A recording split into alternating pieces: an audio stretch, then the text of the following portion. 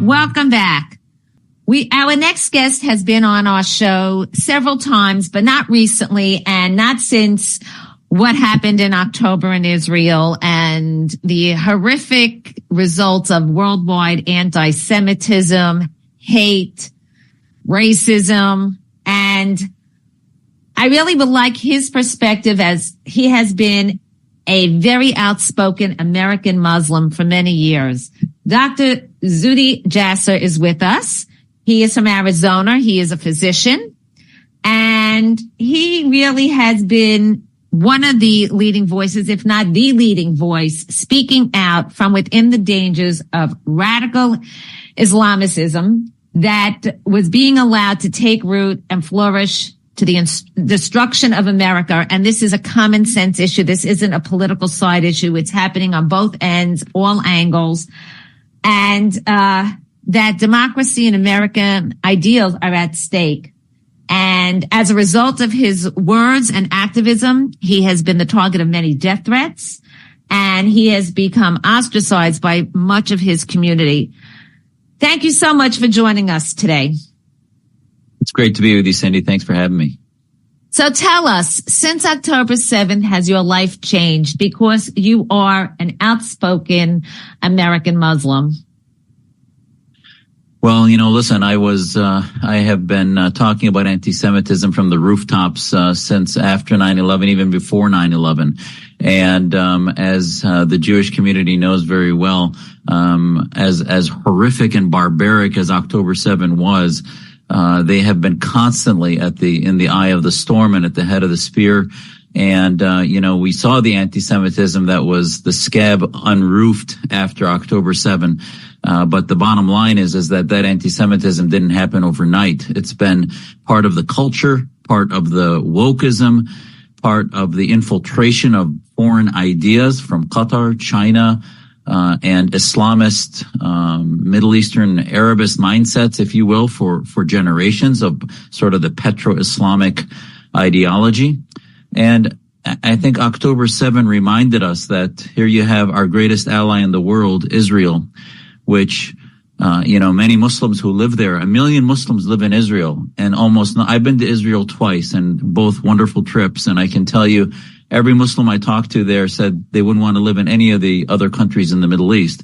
And yet the propaganda, the media attacks on Israel, are just rife with fiction and with a lack of any grip on reality.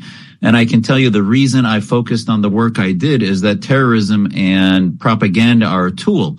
The reality, the cancer is political supremacist Islam, the Islam of Iran, the Islam of Pakistan, Saudi Arabia's Wahhabism, and all of these theocrats and autocrats and kleptocrats that dominate our Muslim world need a liberation, need a liberty movement, a reform, much as the West went through Reformation.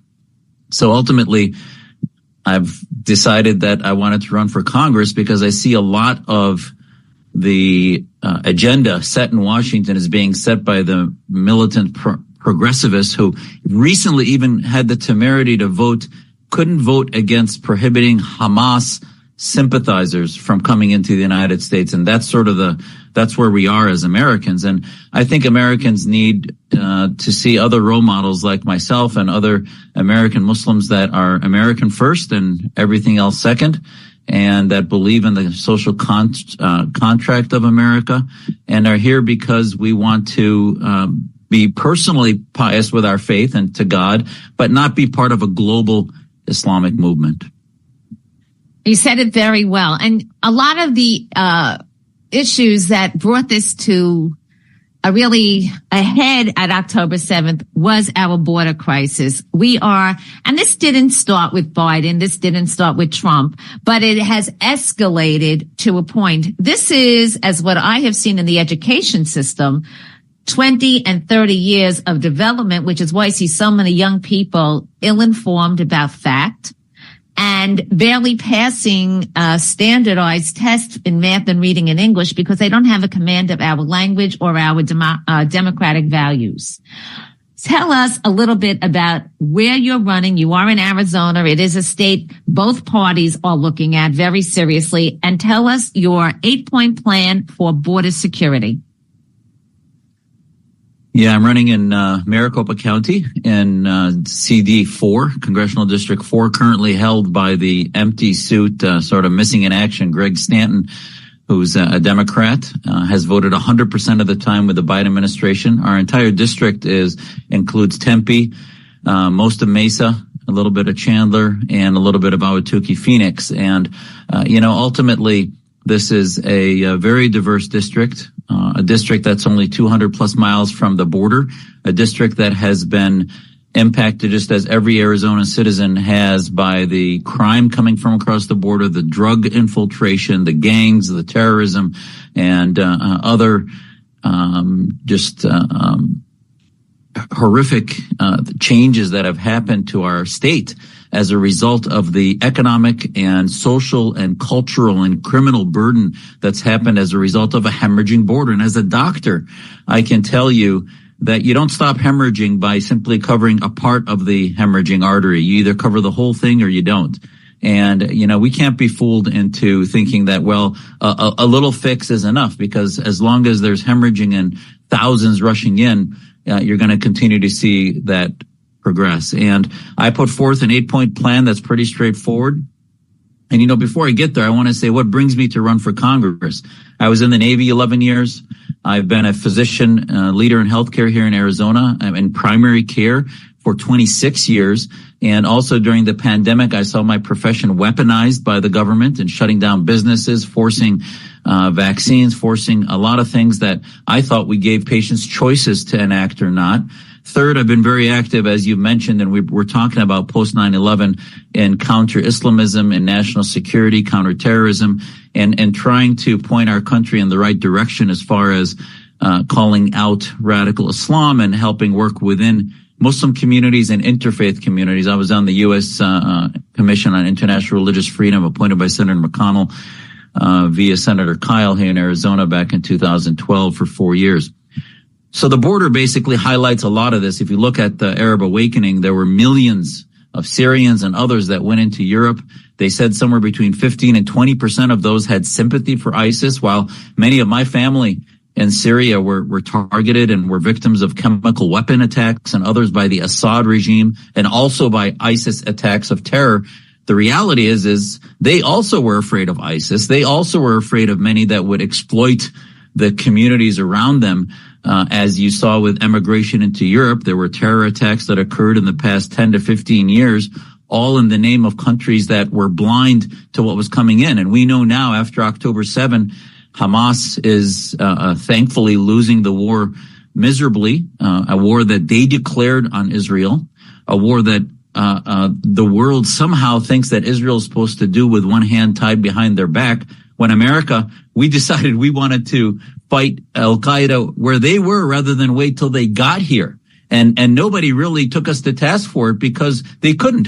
We were attacked by Al-Qaeda, by bin Laden, and we had to defend our country and attack them in Afghanistan. And yet Israel was attacked right on their border, through their border, by pogroms that came into their country from Gaza to attack their families one by one, killing over 1,400. And yet somehow they have to apologize for responding and trying to decimate Hamas. And by the way, Hamas could have surrendered at any moment. They could have surrendered and ended this and released the hostages, and they haven't. And the Arab world has not called for them to surrender, which is very telling. My border plan is 8 points. Number 1, seal the border. Number 2, reclaim congressional authority to basically guide border laws, not the president, through executive order. Third is reform and reestablish correct asylum, where people can claim asylum before they get in here, not after. That doesn't make any sense. My family got political asylum from Syria in the late 60s, and they did so when they left Lebanon and as they arrived here, claiming that they wanted to stay on asylum. And, reclaiming the bully pulpit of federal authority, meaning that if you look, the Trump administration had some of the same hemorrhaging problems that they were trying to seal the border with. And yet President Trump's verbiage saying, you know what, don't come to this country unless you believe in America, unless you're coming for political asylum. That messaging, that bully pulpit decreased the hemorrhaging by 90% because people didn't see a welcome mat to destroy our country. And there are other aspects of the plan, but those are the major pillars of it. So I am very involved in rebuilding Black-Jewish relations because from both parties, there's been a lot of issues. The same thing is happening now with people like you, moderate Muslim Americans who have for years worked with Jews. We just recently had, and I don't know if you're aware of this, we had an issue where we had a special election in New York 3 where there was a Jewish woman running.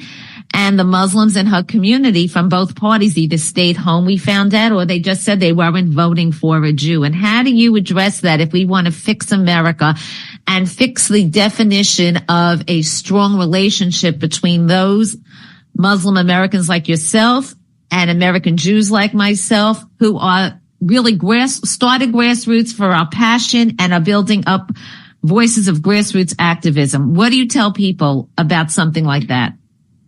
Cindy, I'm so glad you asked me that because this is exactly why I'm running. We as conservatives and those to the right of center need to lean into this issue. We are the party of diversity, diverse ideas, but it's one of the reasons we've lost some elections. The left is so good at unifying behind one collective idea that they don't even, they're in such groupthink, they have no individuality, and it's all about identity, skin deep politics, and nothing about meritocracy and diverse ideas and that free market of debate and meritocracy. So ultimately, I believe my candidacy, and I think this district, CD4, where I'm at, is a R+1 registration district. It's rated by Cook as a D+2 district, very similar to the district in New York.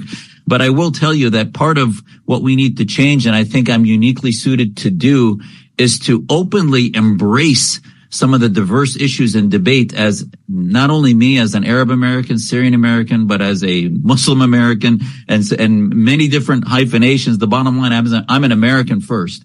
And I can tell you as the son of immigrants that the conservatives are the party of immigration, that we believe that this country is about a social contract based in idea, not based in a particular race or particular identity. And this is why the DEI programs, the wokest ideology has been a failure and has been un-American and anti-American in many ways. And I think if you look in our district, for example, it has the highest registration of independents, which is 37%, and then 32% Republicans and 30 Democrats. So I think that if you look at Arizona's history, we have a long history from the Goldwater era of being a very independent, driven electorate. And I think, my profile sort of fits that profile of folks that can debate healthcare, can debate budget, debate national security and religious freedom and diversity and all these things. And it's not just about being Muslim, but about being a particular minority faith who wants to protect the freedom of all, including the majority, who are sometimes oppressed by a minority that wants to basically, in the name of wokeism, change what it means to be an American. And what's great, like you said, conservative, the Conservative Party in New York and around the country, they actually endorse Democrats and Republicans. So it's not an R or a D. These are common sense issues. We see who's in office in your district. It could be either one. And if it's just not working, you've got to change them. Tell everybody where they can reach out to you. Please find me online at ZFORAZ.com and on Twitter at Dr. Z4AZ. And help us volunteer wherever you are. You can help us get the word out in the district. We have a primary to win. My only primary opponent was elected last time, but then lost to Greg Stanton by 13, 14 points. So I think the strongest candidate that's been up against Greg Stanton not only since he's been in office, but especially since redistricting now that it's a significantly swing district, split district. Well, I am sure when people learn more about you and realize the common sense you discuss, they know the only choice they have.